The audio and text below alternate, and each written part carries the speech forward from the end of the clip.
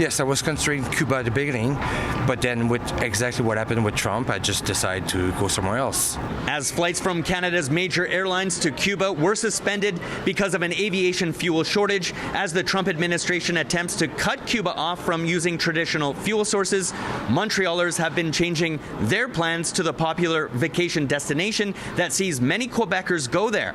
I was planning to go to Cuba at the beginning, but with what happened with Trump and the Venezuela, so I just had a change of mind, a changed plan, and I decided to go somewhere else because I knew something bad was going to happen. And now I'm quite happy to have changed my mind. My family, I have 2 young daughters and a wife. We were planning a trip to Cuba in March, and things started to get a little bit precarious, so we started to look around and we decided to switch the trip to the Dominican Republic. It was really the idea that the travel advisories were starting to show up, and we wanted to get ahead of the curve and make sure that we were able to switch our trip before everyone else was scrambling to do the same thing.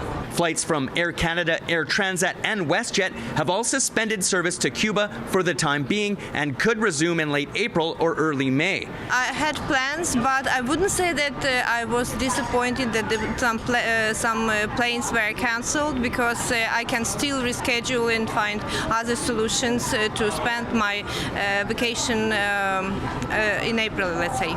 Gabor Lukács, the president of Air Passenger Rights, says that people who have purchased flights to Cuba that have been cancelled can either get a refund or insist that the airline provide an alternative flight on a competitor's airline should they exist. But if there are no carriers at all, they don't have to put the passengers on a boat. They don't have to actually send the passenger to a different vacation destination. You also have the right to a full refund in such situations. And personally, that's what I would recommend doing, unless you have a good reason to fly. The Association of Quebec Travel Agents says that people who have booked vacations to Cuba should be getting refunds, and that they should rebook their vacations to other destinations sooner than later, as prices could go up.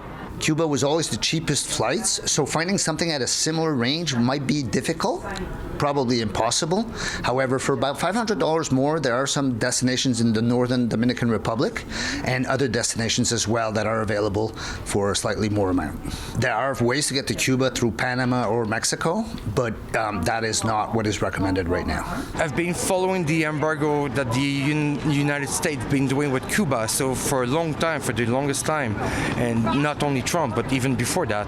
And I knew that Venezuela was giving out the gas over to Cuba, and now with exactly what happened with Trump.